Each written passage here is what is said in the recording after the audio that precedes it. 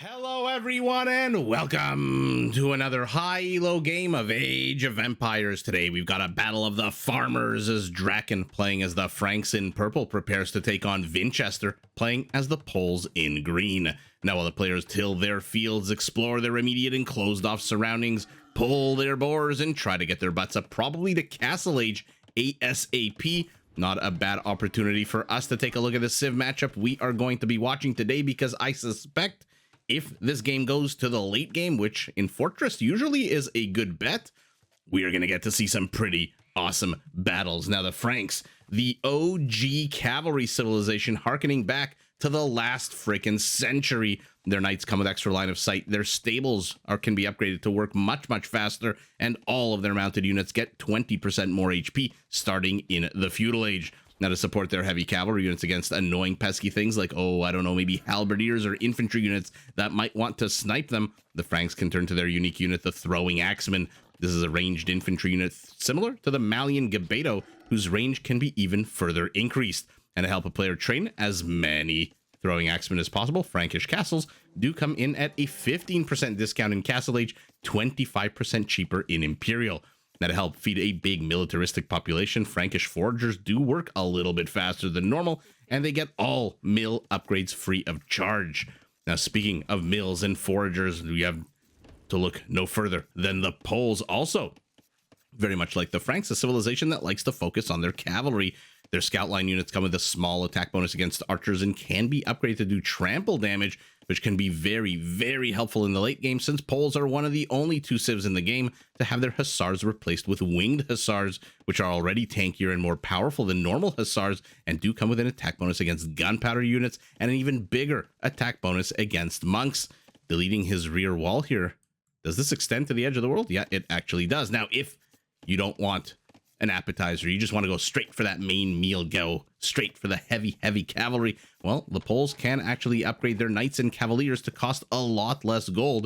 And when I say a lot, I mean it, from 75 gold to 30, making it much easier to spam these heavy units starting in the Castle Age. Now, to back up their cavalry units, the Poles can also field a unique unit and also a infantry unique unit, but not a ranged one. In this case, I'm talking about the Obuche tanky, well-armored infantry unit whose attack actually reduces both the melee and pierce armor of its opponents by 1 unit with each swipe of its comically large warhammer. Now, to support production of their cavalry units, Pole stone miners also generate gold when they work the quarry. Their farmers have access to a unique structure called the Folwark. The way this building works is, if you seed a farm anywhere in this highlighted aura, automatically 8% of that farm gets added to your coffers, leaving 92% of the farm to be tilled. And oh, by the way, because it operates like a bed and breakfast, it does also come with 5 population space. Now, Pole villagers are also a little bit harder to raid, because starting in the Feudal Age, like the Viking Berserker, like the Georgian Cavalryman, they do begin regenerating HP. So not an icon that we see just yet underneath this villager's picture, but one that we will see in a minute and 50 seconds once Vinchester hits the Feudal Age. So a fairly interesting matchup. I'm going to say one of the simplest and clearest examples of perhaps quality with the Frankish heavy cavalry against quantity with the Pole heavy cavalry. The Pole, as I always mention, notoriously missing the last armor upgrade, also notoriously missing Paladin, whereas the Frankish Paladin, oh, mamma mia, the last thing you want to come across after a night out on the town in an alley, a dark alley, as you head to your car, is a Frankish Paladin. That is the last thing you want to see. Now, we are on Fortress. Let's take a look at the map. Ooh, a nice big attack space. A few forests actually near DracKeN's base, and a big old clearing here in front of Vinchester. Like Arena, generally not a lot of high ground on this map. There is a little bit of hilly terrain to the south, and there are usually also 5 relics. And so, like Arena, sometimes this map plays out in a 3-part meta. Frequently, it plays out in a 3-part meta where Stage 1, the players do try to rush their butts up to Castle Age, and it looks like Vinchester, who hits Feudal first, just needs a little bit more food, which, to be honest, for the Pole, is not exactly a hard thing to do.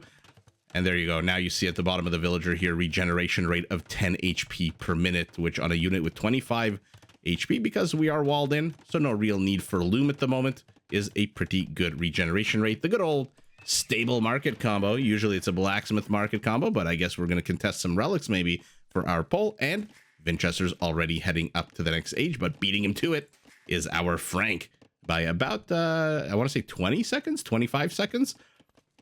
And so on Fortress, like an arena, you start with an enclosed settlement. Not really any easy avenues of attack right from the very beginning for your opponent. No TC drops, for example, that you need to worry about.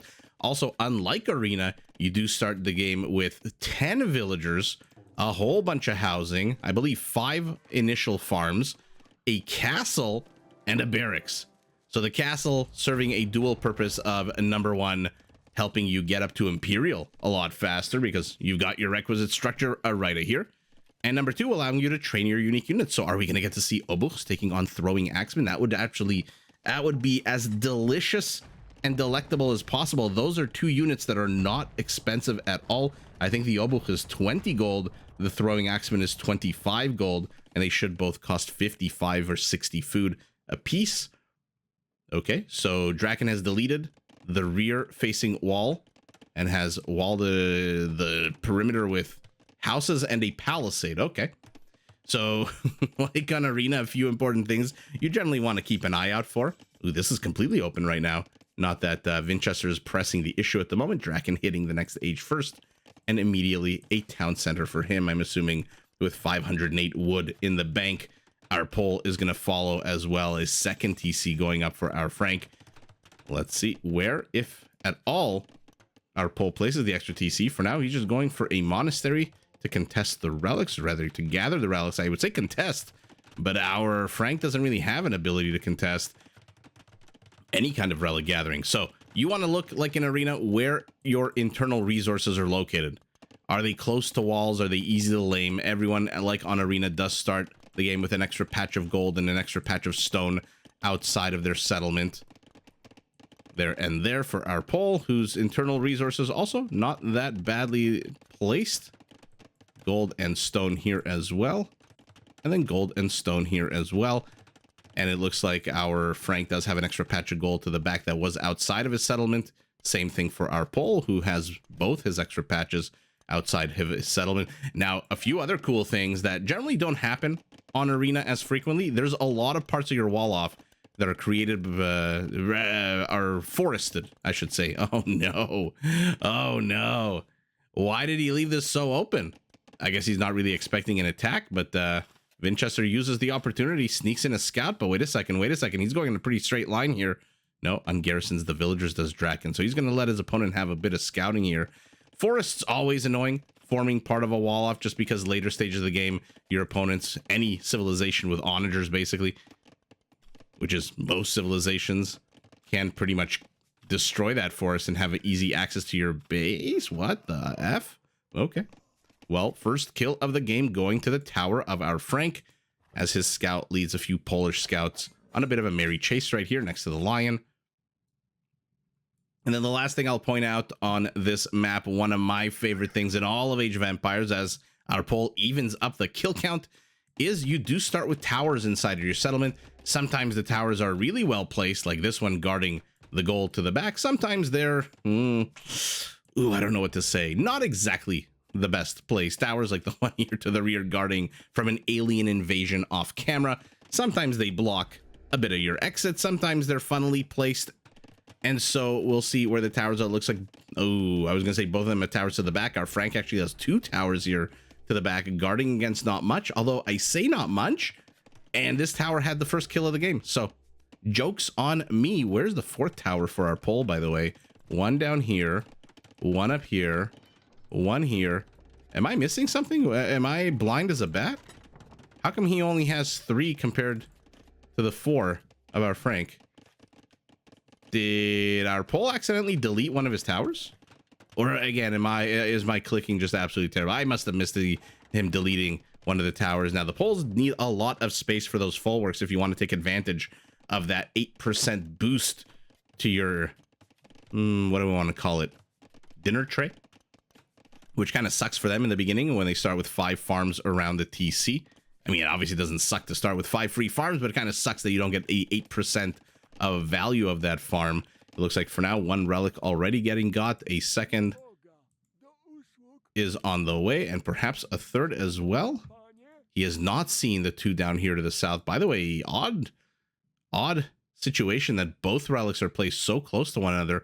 Also, I feel like there is a 3rd relic somewhere being returned because there are 3 monks, and I'm only seeing 2 of them.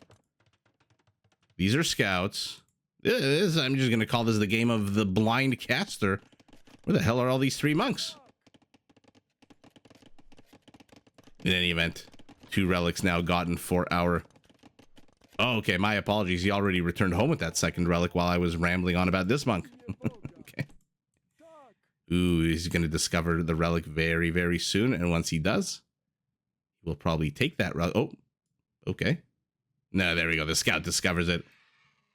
And so 4 relics to none. About, it seems like, 4 TCs to 4. As our poll is also adding a 4th off campus. But I like what our Frank has done here with these housing wall-ups. Would have absolutely loved to see some stone walls going up for him because, again, the Franks don't really need that much stone if they're going to start pumping out castles. Now, obviously, 4 town centers, not exactly the Bulgarians or the Incas here with their cheaper stone cost for TCs, but you do have 52 stone, which shouldn't give you 10 wall segments unless my math is completely wrong. And I'm a little bit surprised that we're just seeing basic houses. Ooh, and the scout discovers the 5th relic as well. I'm assuming this monk is going to get rerouted. GPS says make a left turn at the palm tree. And stubborn. He does not want to listen to GPS. Is there anything moving? Okay, never mind. There's already another monk moving forward. So 5 potential relics in a few minutes here for our poll, which, again, for a civilization whose knights and cavaliers cost 30 gold, if he gets all 5 relics, which it kind of looks like he's going to, right? DracKeN doesn't have a single military unit after losing that scout somewhere up here. He just absolutely has nothing at all with a sword, with an axe, not even a toothpick that he can fight back with. Meanwhile, this is going to be potentially very bad news bears for our Frank. Has he already gotten Schlachter? He has already gotten Schlachter privilege. A criminally inexpensive unit for upgrade, rather, for what it does. This is the resource. Oh my goodness. I'm just jumbling all my words today, as I pretty much do every day and point it out every day. This is a unique upgrade that turns knights into super duper cheap gold costing units. No longer 75 gold. They cost 30 gold. And he is again about to have all 5 relics. Ooh. Our Frank, he's getting husbandry as well as anyone banking resources. Yeah, our Frank looks like he's about to hit Imperial, or at least click up. Yeah, he has clicked up once these villagers finish their training program, their birthing process, whatever it is that villagers, what happens to villagers, he is going to be clicking up, and there we go. 3 minutes away from Imperial. Obuch takes down a line with that giant Nadjak hammer of his. I heard a monk trying to convert something. Maybe he was trying to convert a villager here. But for now, this is the location of attack that our poll has opted to go for. Okay. Off to the flank, next to the primary castle. Gold, not denied, but not a fun place to mine gold if you're a Frankish villager. Exposed. Will he go for the monk? Will he go for the monk? Will he go for the monk? He does not. You are a castle age scout with husbandry, so you move pretty damn fast. 1.71 tiles per second. Looks like the Obuch got a swipe off at that scout, which now shows the 2-1 pierce armor that he has. Went from 2 to 2-1, and then it'll say 2-2. I don't think you can get negative armor with Obuchs. Interesting that he's mixing in Obuchs, our pole. Something was attacking, maybe a conversion. This purple dot was lighting up on the minimap for some reason. But here we go, petards. Open up the front door and in come the Polish knights. Now remember, the Franks don't get husbandry, but what the my apologies, they don't get bloodlines. I'm gonna say the right word at some point. They don't get bloodlines, but what they do get is a 20% boost to their HP, which makes their knights pretty much on par with the Pole Knights in Castle Age, with the exception of that one simple thing that the Green Knight costs 30 gold. Uh-oh, villager walled herself in here. Is this open?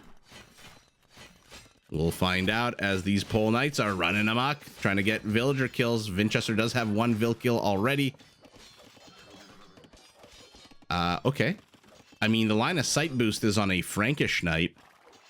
Pole knights just have a basic, not great line of sight on their knights, but he is trying to scout. There's a lot of HP in this pole army, means it can take a beating while it continues to just run around, perhaps look for some weak points, perhaps look for some scouting.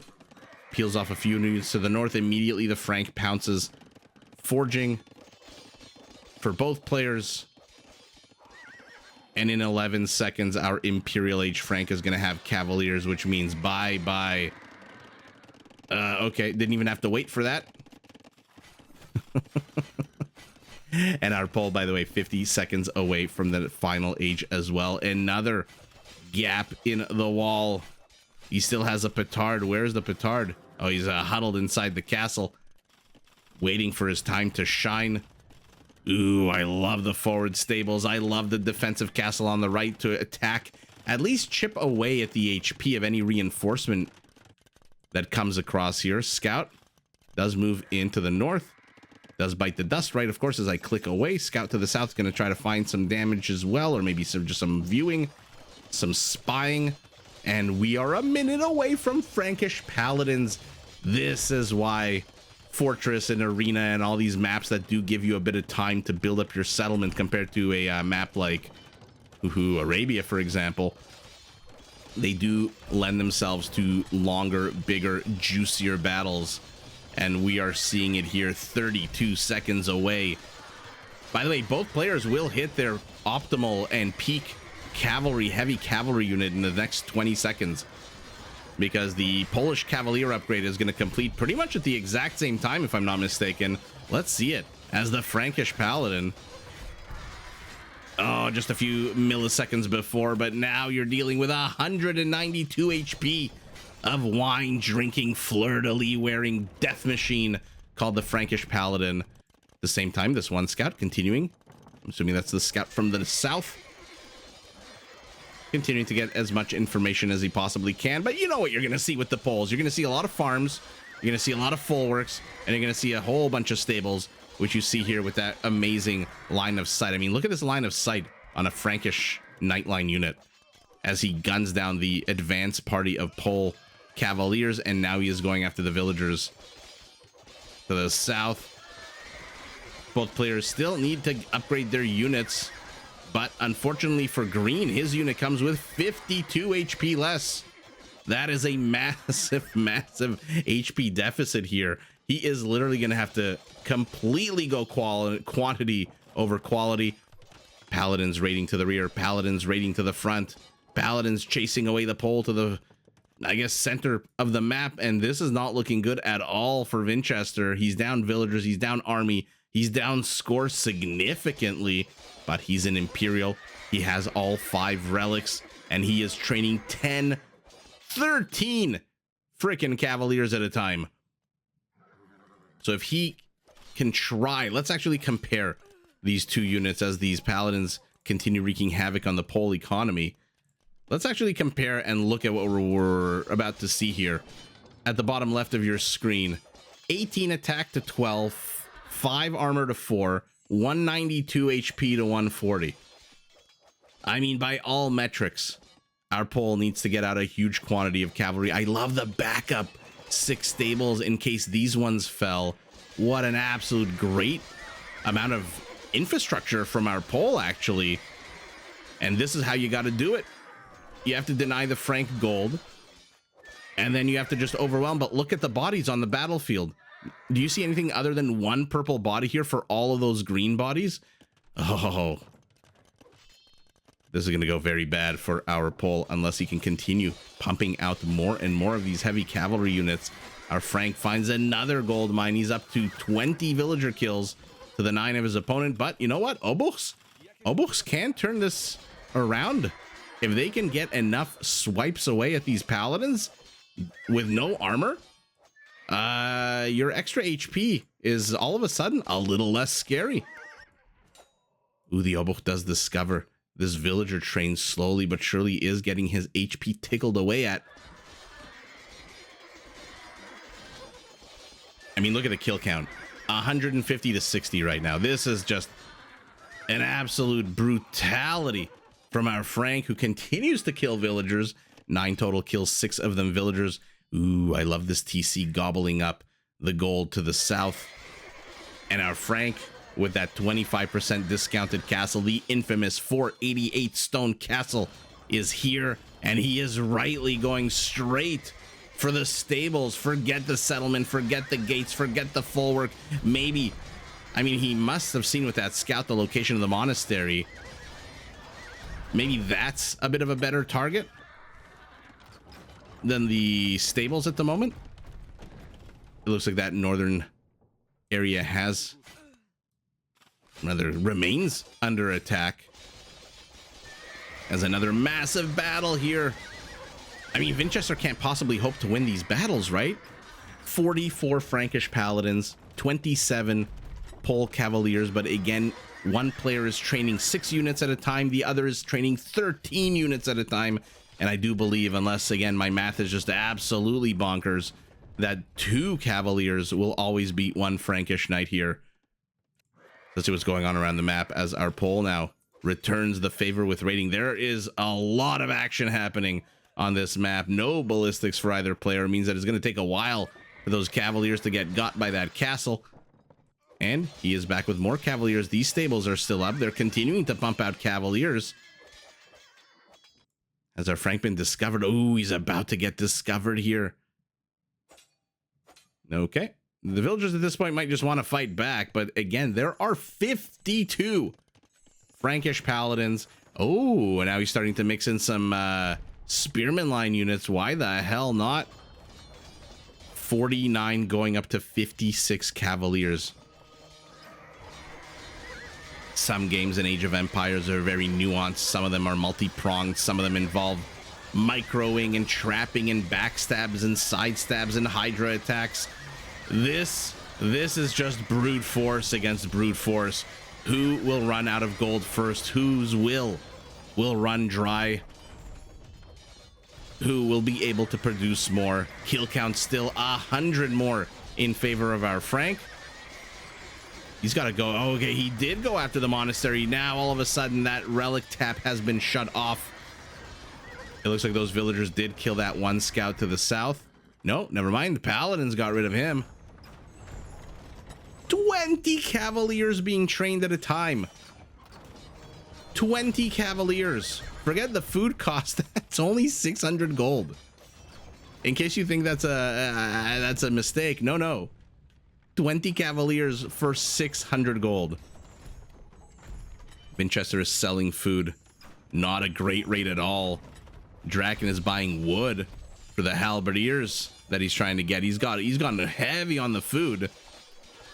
But here we go. 1 player is out of gold, green. 1 player is starting to run out of gold, purple. And now all of a sudden the tide seems to be turning for a split second until the halberdiers make themselves known with their plus 32 attack bonus against cavalry. Will be enough to shoo this Pole force away. 4 kills, 3 of them villagers. So everyone is just attacking into everyone here. What an absolute epic game. What an absolute epic game. Okay, right as I say that, things seem to be dying down here a little bit. And here we go. 3 versus 1. I'm afraid for the Frankish knight's sake that is not enough. And looks like this town center down south is going to get discovered, got destroyed, and its villagers killed. And all of a sudden our Frank is down army population, and now he has slowed down his advance with halberdiers. Has 1 single treb to the 1 treb of his opponent.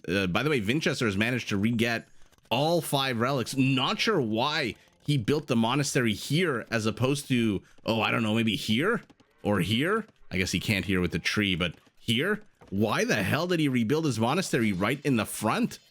Again, in the same location, because DracKeN is just gonna rinse repeat.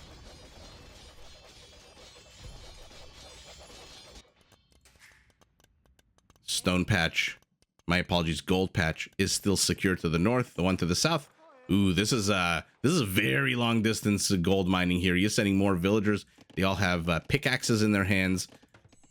But for now, focusing more on wood as our Frank hits the 200 population right as our Pole does. And our Pole has reinforced his army, not with halberdiers, but with obuchs in 10 seconds. Elite obuchs. By the way, elite obuchs attack on a 14 when fully upgraded, which number one is kind of low for an infantry unit. But number two, again, remember, they reduce the armor of these paladins.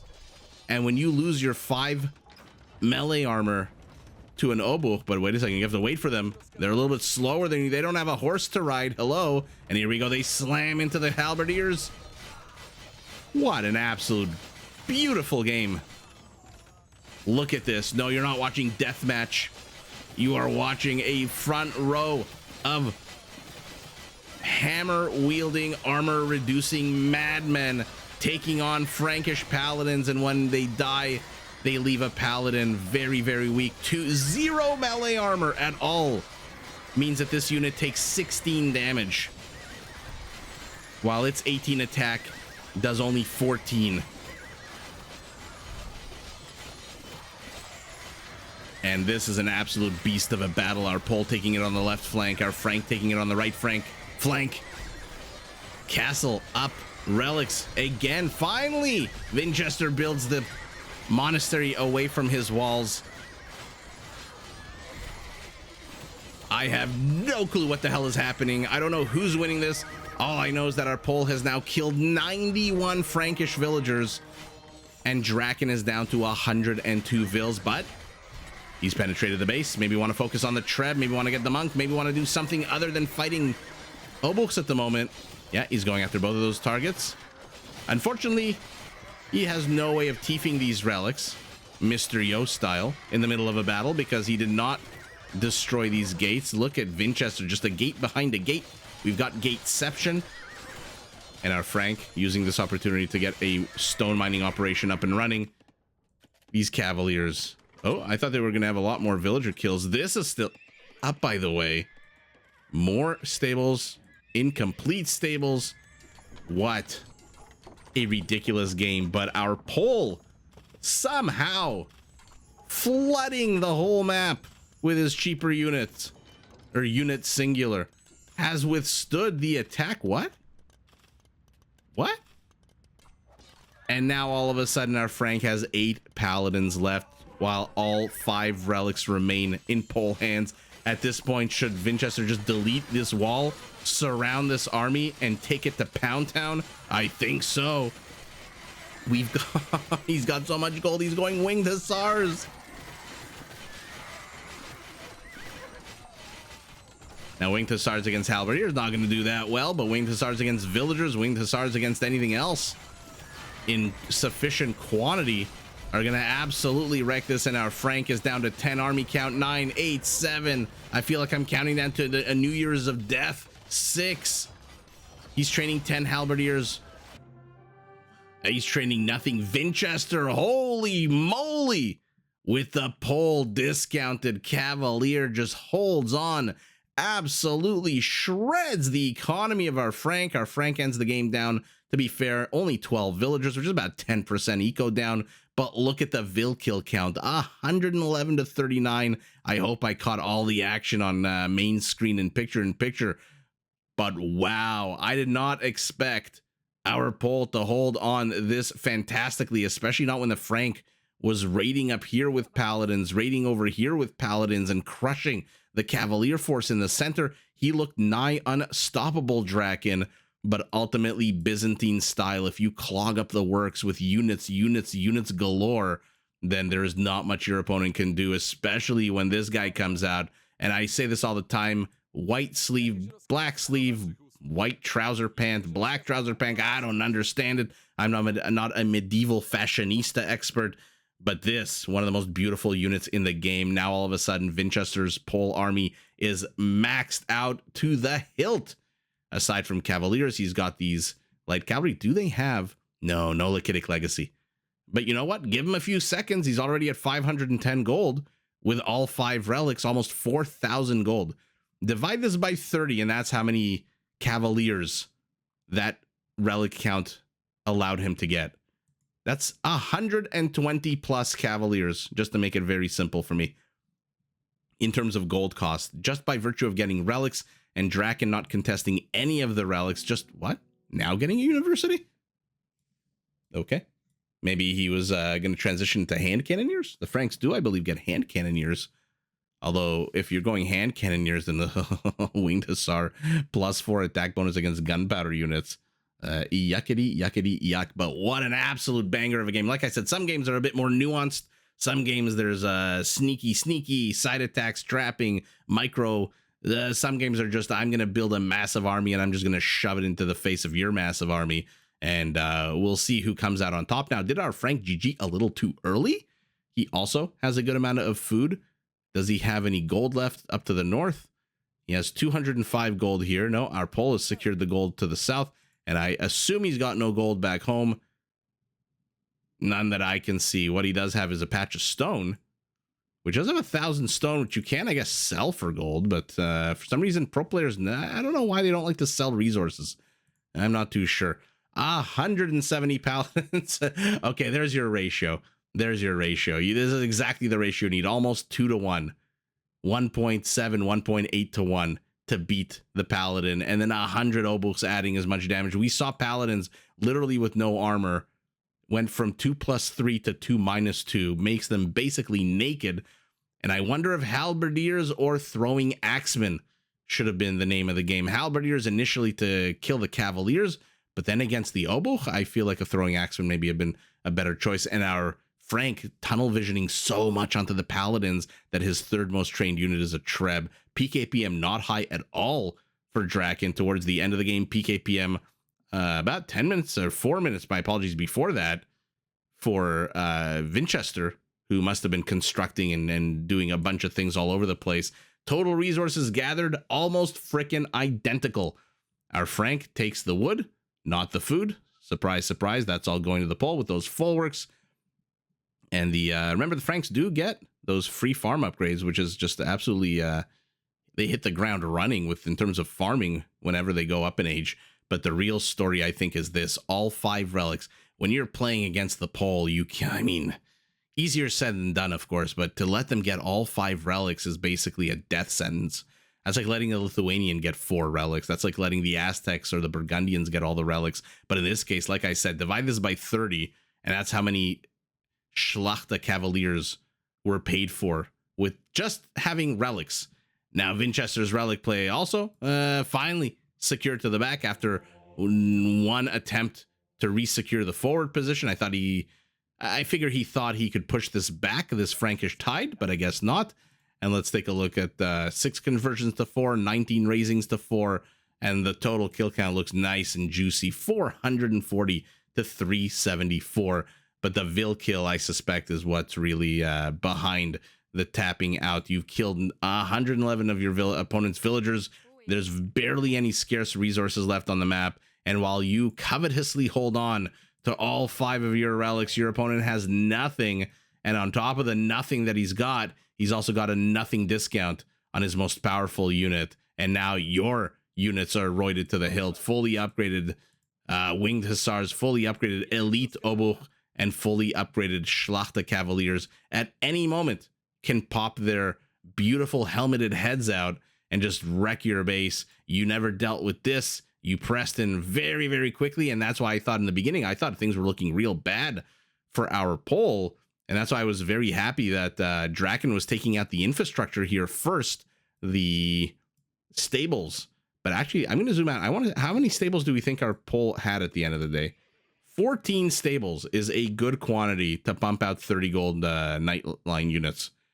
Absolutely epic, and absolutely epic push out of our Frank, absolutely epic hold out of our pole, and with all of the cool units of the pole, look at him holding up his giant hammer ready to strike this villager right in the back of the head. Oh, the boys style here, a big red burst flowing forth. Look at this guy having the time of his life.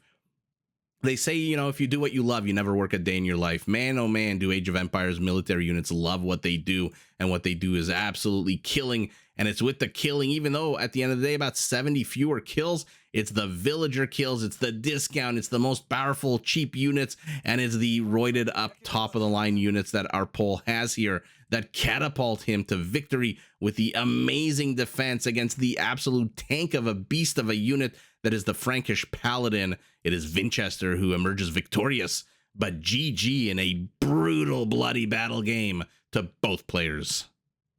Did you enjoy this video? Check out these other clips and make sure to subscribe and enable notifications so that you're notified of my latest uploads.